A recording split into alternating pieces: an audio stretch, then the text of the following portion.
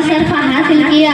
अल्लाह ताला कुरान पाक में इरशाद फरमाता है, मोहम्मदुर रसूलुल्लाह, तर्जुमा यानी मोहम्मद अल्लाह के रसूल है। आइए हम सब भी मिलकर नबी के बारगाह में खराज अकीदत पेश करें। ए शम्ए रिसालत के परवानों, गौसे आजम के दीवानों, मेरी मिल्लत के नौजवानों, आइए उस रसूल के बारगाह में खराज अकीदत पेश करें, जिनकी इशारों पर सारे कायनात दरगिश कर रही है, निगाहें उठ जाती है।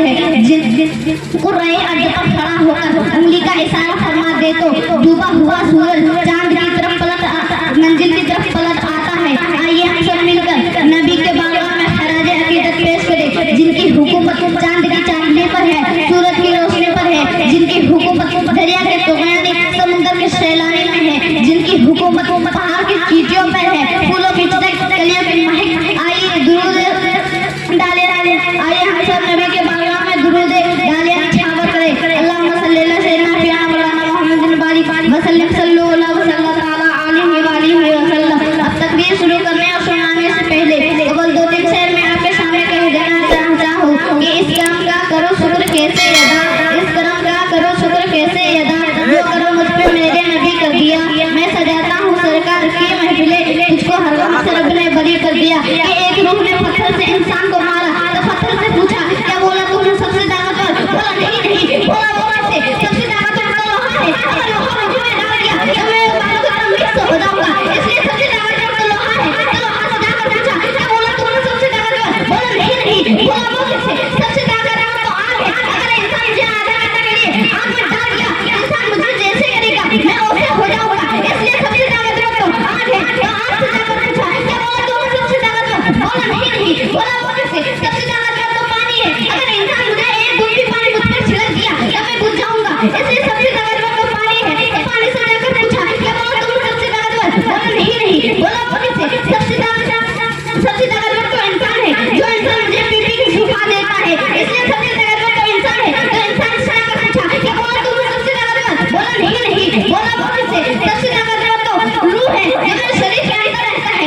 जो मेरे शरीर को काबू करता है, जो मेरे शरीर को चलाता है, जो मेरे शरीर को हिम्मत देता है। आज मेरे शरीर के अंदर रूह है तो मैं देख सकता हूँ, आज मेरे शरीर के अंदर रूह है तो मैं बोल सकता हूँ, आज मेरे शरीर के अंदर रूह है तो मैं सुन सकता हूँ, आज मेरे शरीर के अंदर रूह है तो मैं हाथ हिला सकता हूँ, आज मेरे शरीर के अंदर रूह है तो मैं पैर से चल सकता हूँ, आज मेरे शरीर के अंदर रूह नहीं होता मैं देख सकता, ना सुन सकता, आज मेरे शरीर के अंदर रूह नहीं होता ना बोल सकता, आज मेरे शरीर के अंदर रूह नहीं होता ना हाथ हिला सकता, आज मेरे शरीर के अंदर रूह नहीं होता ना पैर से चल सकता।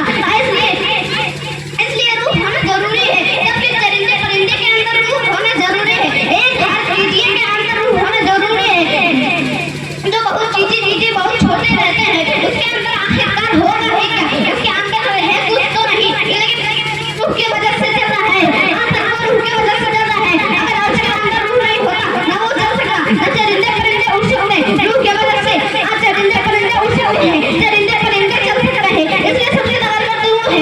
रूह से जाकर पूछा, क्या बोला तुमने सबसे ताकतवर? बोला नहीं, बोला से अभी तो हम इंसान के पास गए थे, आपसे तो बहुत सवालें बताए, उनके मेरे कान फट गया, इसलिए सबसे ताकतवर तो तुम्हारे तरफ बोले।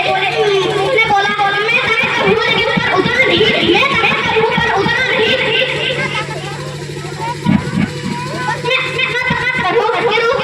मैं इंसान को तरबियत दे सकता हूँ, नमाजी बना सकता हूँ, रोजा रखवा सकता हूँ, इसलिए मैं उतना ताकतवर हूँ, उतना ही हूँ सबसे ताकतवर। लेकिन बिल्कुल ले जाता है जो ले जाता ये सबसे ताकतवर तो बिल्कुल मौत है, बिल्कुल मौत से जाकर पूछा, क्या बोला तुम सबसे ताकतवर? बोला नहीं, बोला से सबसे ताकतवर तो अल्लाह जो मुझे हिम्मत देता है, जो मुझे हुक्म देता है, मैं उसके हुक्म से आगे चल रहा हूँ, मैं उसके हुक्म से आगे चल रहा हूँ, उसके हुक्म से चलते रहेगा, वो हुक्म देता है अल्लाह और मैं रूह उठा लेता हूँ, इसलिए सबसे ताकतवर तो अल्लाह है। इसलिए नमाज पढ़ो, रोजा रखो और 5 वक्त की नमाजी बनो।